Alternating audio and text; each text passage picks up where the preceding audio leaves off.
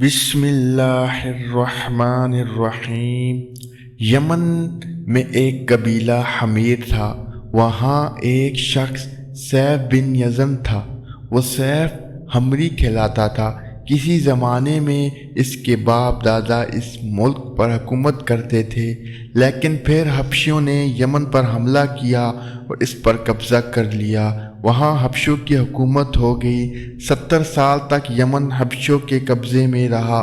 جب یہ سیف بڑا ہوا تو اس کے اندر اپنے باپ دادا کا ملک آزاد کرانے کی امنگ پیدا ہوئی۔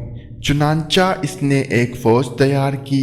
اس فوج کے ذریعے حبشیوں پر حملہ کیا اور انہیں یمن سے بھگا دیا۔ اسی طرح وہ باپ دادا کے ملک کو آزاد کرانے میں کامیاب ہو گیا اور وہاں کا بادشاہ بن گیا۔ یہ یمن عرب کا علاقہ تھا جب اس پر حبشیوں نے قبضہ کیا تھا، تو عربوں کو بہت افسوس ہوا۔ 70 سال بعد یمن کے لوگ نے حبشیوں کو نکال باہر کیا تو عربوں کو بہت خوشی ہوئی۔ ان کی خوشی کی ایک وجہ تو یہ تھی کہ انہی حبشیوں نے ابرہہ کے ساتھ مکہ پر چڑھائی کی تھی۔ چاروں طرف سے عربوں کے وفد سیف کو مبارکباد دینے کے لیے آنے لگے۔ یہ واقعہ حضور صلی اللہ علیہ وسلم کی ولادت باسعادت سے 2 سال بعد کا ہے۔ قریش کا بھی ایک وفد مبارک دینے کے لیے گیا۔ اس وفد کے سردار عبد المطلب تھے۔ یہ وفد جب یمن پہنچانے تو سیف اپنے محل میں تھا۔ اس کے سر پر تاج تھا، سامنے تلوار رکھی تھی اور حمیری سردار اس کے دائیں بائیں بیٹھے تھے۔ سیف کو قریش کے وفد کی آمد کے بارے میں بتایا گیا۔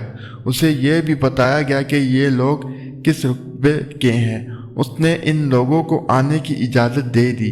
یہ وفد دربار میں پہنچا۔ عبد المطلب آگے بڑھ کر اس کے سامنے جا کھڑے ہوئے۔ انہوں نے بات کرنے کی اجازت چاہی۔ سیف نے کہا، اگر تم بادشاہوں کے سامنے بولنے کے آداب سے واقف ہو تو ہماری طرف سے اجازت ہے۔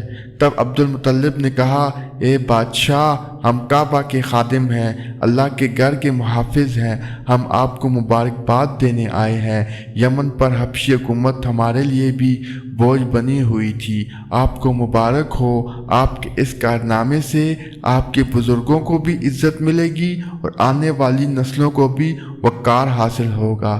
سیف ان کے الفاظ سن کر بہت خوش ہوا۔ باختیار بول اٹھا، اے شخص، تم کون ہو؟ کیا نام ہے تمہارا؟ انہوں نے کہا، میرا نام عبد المطلب بن ہاشم ہے۔ سیف نے ہاشم کا نام سن کر کہا، تب تو تم ہماری بہن کے لڑکے ہو۔ عبد المطلب کی والدہ مدینہ قبیلے حضرت کی تھی اور حضرت کا قبیلہ دراصل یمن کا تھا، اسی لیے سیف نے ہاشم کا نام سن کر کہا، تب تو تم ہماری بہن کے لڑکے ہو۔ پھر اس نے کہا، ہم آپ سے سب کو خوش آمدید کہتے ہیں، آپ کے جذبات کی قدر کرتے ہیں۔ اس کے بعد قریش کے وفد کو سرکاری مہمان خانے میں ٹھہرا دیا گیا۔ ان کی طرف خوب خاطر مدارت کی گئی، یہاں تک کہ 1 ماہ گزر گیا۔ 1 ماہ کی مہمان نوازی کے بعد سیف نے انہیں بلایا۔ عبد المطلب کو اپنے پاس بلا کر اس نے کہا، اے عبد المطلب، میں اپنے علم کے پوشیدہ رازوں میں سے ایک راز تمہیں بتا رہا ہوں۔ تمہارے علاوہ کوئی اور ہوتا تو میں ہرگز نہ بتاتا۔ تم اس راز کو اس وقت تک راز ہی رکھنا جب تک کہ خود اللہ تعالیٰ اس راز کو ظاہر نہ فرما دے۔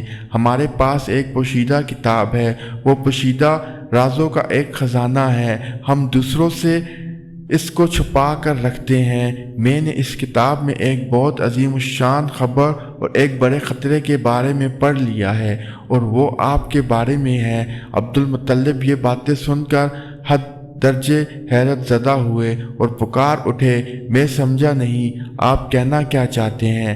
بادشاہ نے کہا، سنو عبد المطلب، جب تہامہ کی وادی یعنی مکہ میں ایسا بچہ پیدا ہو جس کے دونوں کندھوں کے درمیان بالوں کا گچھا یعنی مہر نبوت ہو تو اسے امامت اور سرداری حاصل ہوگی، اور اس کی وجہ سے تمہیں قیامت تک کے لیے اعزاز ملے گا، عزت ملے گی۔ عبد المطلب نے یہ سن کر کہا، اے بادشاہ، اللہ کرے آپ کو بھی ایسی خوشی بختی مسیر آئے۔ آپ کی ہیبت مجھے روک رہی ہے، ورنہ میں آپ سے پوچھتا کہ اس بچے کا زمانہ کب ہوگا۔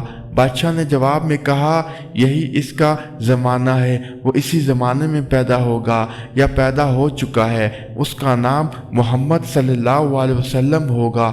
اس کے ماں باپ فوت ہو جائیں گے، اس کے دادا اور چچا اس کی پرورش کریں گے۔ ہم بھی اس کے آرزو مند رہیں کہ وہ بچہ ہمارے ہاں پیدا ہو۔ اللہ تعالیٰ اسے کھلے عام ظاہر فرمائے گا اور اس کے لیے ہم میں سے یعنی مدینہ کے قبیلے حضرج میں اس نبی صلی اللہ علیہ وسلم مددگار بنائے گا۔ ہمیں اس نے اسی لیے کہا کہ حضرت اصل میں یمن کے لوگ تھے، ان کے ذریعے اس نبی صلی اللہ علیہ وسلم کے خاندان اور قبیلے والوں کو عزت حاصل ہوگی، اور ان کے ذریعے اس کے دشمنوں کو ذلت ملے گی، اور ان کے ذریعے وہ تمام لوگوں سے مقابلہ کرے گا، اور ان کے ذریعے زمین کے اہم علاقے فتح ہو جائیں گے۔ وہ نبی صلی اللہ علیہ وسلم رحمان کی عبادت کرے گا، شیطان کو دھمکائے گا، آتش کدو کو ٹھنڈا کرے گا یعنی آگ کے بچاریوں کو مٹائے گا، بتوں کو توڑ ڈالے گا۔ اس کی ہر بات آخری فرمان ہوگی، اس کے احکامات انصاف والے ہوں گے۔ وہ نیک کاموں کا حکم دے گا، خود بھی ان پر عمل کرے گا، برائیوں سے روکے گا، ان کو مٹا ڈالے گا۔ عبد المطلب نے سیف بن یزن کو عادی پھر کہا کچھ اور تفصیل بیان کرے۔ سیف نے کہا، غلاف والے کعبہ کی قسم جس کی شہرت دور دور تک ہے، اے عبد المطلب، اس بچے کے دادا تو تم ہو، اس میں کوئی جھوٹ نہیں۔ عبد المطلب یہ سن کر فوراً سجدے میں گر گئے، اور پھر سیف نے ان سے کہا، اپنا سر اٹھاؤ، اپنی پیشانی اونچی کرو اور مجھے بتاؤ جو کچھ میں نے تم سے کہا ہے، کیا تم نے ان میں سے کوئی علامت اپنے ہاتھ دیکھی ہے؟ اس پر عبد المطلب نے کہا، ہاں، میرے ایک بیٹا تھا، میں اسے بہت چاہتا تھا، میں نے اس کی شادی ایک غفت ماں خاتون آمنہ بنت وہب بن عبد المناف سے کی، اس سے میرے بیٹے کے ہاں ایک لڑکا پیدا ہوا، میں نے اس کا نام محمد صلی اللہ علیہ وسلم رکھا۔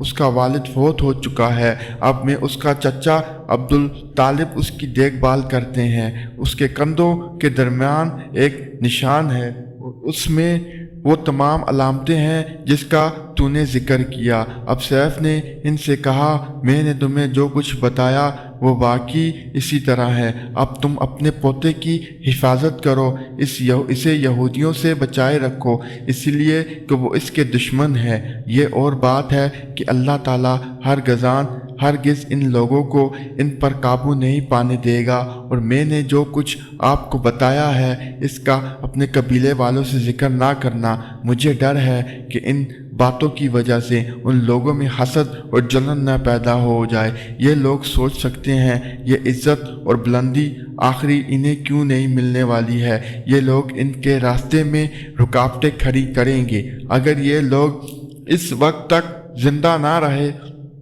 تو ان کی اولادیں یہ کام کریں گی، اور اگر مجھے علم نہ ہوتا کہ ان قریب اس کی بعثت سے قبل میں اس دار فانی سے رخصت ہو جاؤں گا تو میں اپنے گھر سوار دستوں اور پیادہ سپاہیوں کے ساتھ یہاں سے ترک سکونت کر کے یثرب مدینہ کو اپنا دارالسلطنت بناتا، کیونکہ میں اس کتاب میں یہ بات پاتا ہوں کہ شہر یثرب ان کی سلطنت کا مرکز ہوگا، ان کی طاقت کا سرچشمہ ہوگا، ان کی مدد اور نصرت کا ٹھکانہ ہوگا، اور ان کی وفات کی جگہ ہوگی، اور انہیں دفن بھی یہیں کیا جائے گا۔ اور ہماری کتاب پچھلے علوم سے بھی بڑی پڑی ہے، مجھے پتہ ہے اگر میں اسی وقت ان کی عظمت کا اعلان کروں تو خود ان کے لیے اور میرے لیے خطرات پیدا ہو جائیں گے۔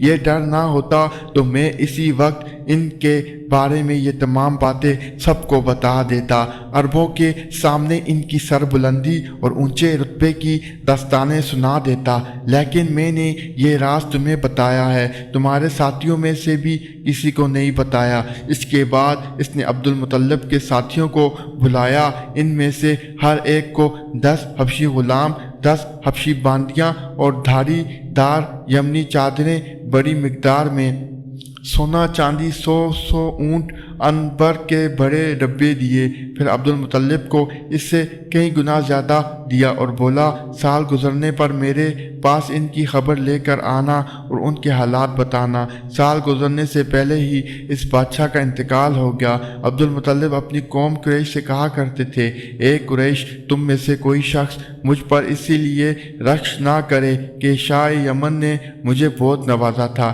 یہ مال تو ختم ہونے والی چیز ہے، بلکہ مجھے اس شرافت کی مبارکباد دو جو ہمیشہ باقی رہے گی۔ اور جب پوچھا جاتا تھا کہ وہ شرافت کیا ہے تو آپ جواب دیتے تھے کہ وہ ضرور ظاہر ہو کر رہے گی، خواہ اسے کچھ وقت لگے گا۔ امید کرتا ہوں کہ آج کی ویڈیو آپ کو